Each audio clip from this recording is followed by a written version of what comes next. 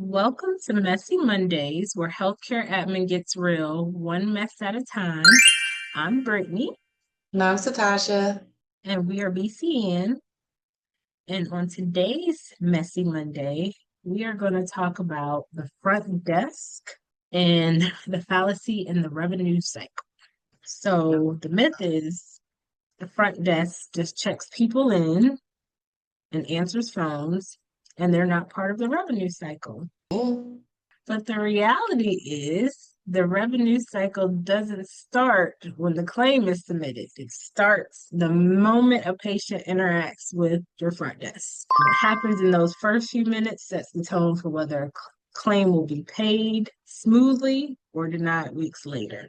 Absolutely. Front desk is very essential to your revenue cycle because, and when we say front desk, you can be your own front desk, especially if you're not paying somebody to take your phone calls, register your patients, things of that nature. But that initial contact with your group, whether it's yourself or your front desk, is very essential because at that time, that's when you're gathering all the patient information. At that time, that's when you're getting the insurance information. At that time, that's when you're getting their credit card authorization and information on file.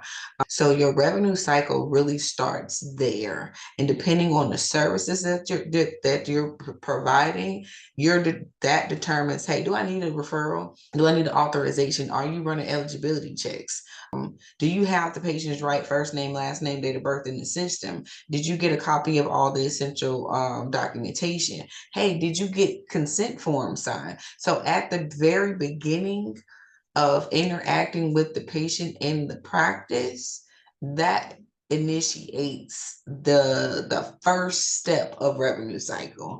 It shouldn't be skipped and it shouldn't be taken lightly because that first step, any errors in that first step can cause for financial disparity because if you don't have the right date of service, insurance will, right date of birth, the insurances will not pay the claim. If you have the wrong policy number, insurances will not pay the claim. Some systems such as Tebra or Simple Practice or a lot of different ones, if you don't have the patient's address in the system, I can notes, all of that, they are not playing with, they will not bill out a claim. It will still sit there and not have the right information on file. Yes. So all of that, what Satasha said, is very essential. Making sure that you have the correct patient information, whether that be the name, the date of birth, the insurance ID, the address.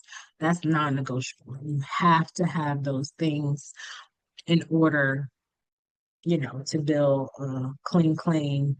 And again, it starts with you, or it may start with your front desk person, whoever that may be.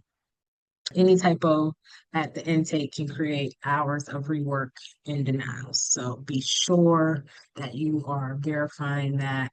Absolutely. Even though you guys might not think, oh, I don't need a copy of their ID card, it's essential because if you don't know what a patient lives by, how you gonna send a statement if they owe you some money because you didn't collect at the time of service, especially if a patient has a high deductible. And that's another reason why you should be checking insurance at the very beginning because if their insurance address is different in the system versus what they're giving you, that can be a disservice to you because who are you sending this information to when you need to send statements or you need to reach out to the patient if the information is not correct? What grinds my gears is that, I have a phone call, the patient came in, I did services, now I can't get paid. It's because you didn't do your due diligence at the very beginning and verifying the demographics and the insurance information. And now you're mad that you're not getting paid. But if you didn't do the first part correctly and engage with the patient in the appropriate way, then it can really cause you to lose a lot of money at the very beginning before the claim even gets out. Yeah. So it's super duper important that, and then another situation that occurred that we see and you should run eligibility checks often because that will allow you. So if a client or a patient fails to tell you they have new insurance and you still are billing their old policy that terminated last month or months ago, that delays your billing.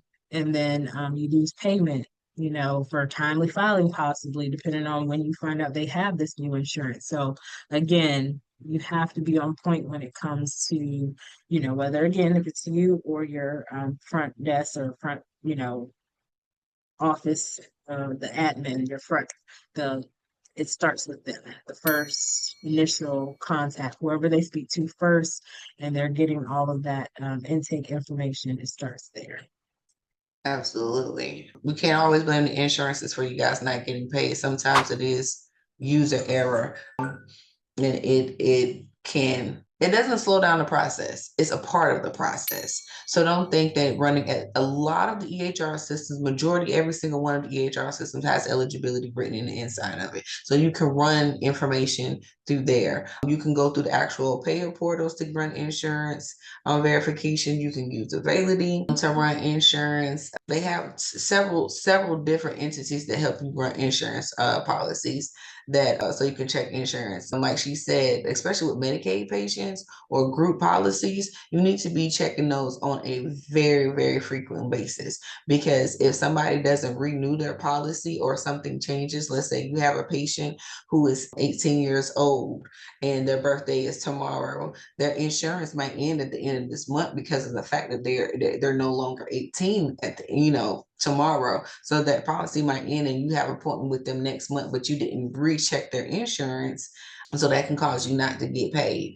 So it's very essential, and it's a smart process to say, hey, before every appointment, I need to be checking eligibility before every appointment. I mean, that is just the best case scenario, or checking the week prior to the appointment. So it's good to have a flow and a process going on at the very beginning, because if that stuff is incorrect, and let's say you have a patient that you only seeing this one time, and so they're not answering your phone calls, they're not responding to messages in the portal, or they're not responding to text messages or mails that you sent out hard copy, because you didn't have all the information, and that's just a lost appointment that you've had, and now you've lost $100, $200, $300, $400 because you didn't get it right in the very beginning. Yep. So the revenue cycle is a team sport, guys. While billing and coding teams handle the back end, the front desk sets the stage. Every accurate intake, eligibility check, and upfront collection is that proactive step that ensures faster reimbursement and healthier cash flow. So the takeaway from this is the front desk is not just a welcoming face. It's your first line of revenue defense, treating them as part of the revenue cycle team, not just admin staff, is one of the smartest financial strategies a medical practice can adopt. Absolutely. Front desk is very important. Very, very, very important. So act like you know. And if you don't have a front person and it's you, it's good for you to learn all the steps that a front desk person actually has to do. Instead of you saying, hey, I seen the patient, it doesn't just start with seeing the patient. So make sure that we have all our ducks in a row before we start seeing the patient. Yes, absolutely. So just remember, front desk folks are the gateway. They're the gatekeepers of your revenue cycle. And it's a domino effect after that.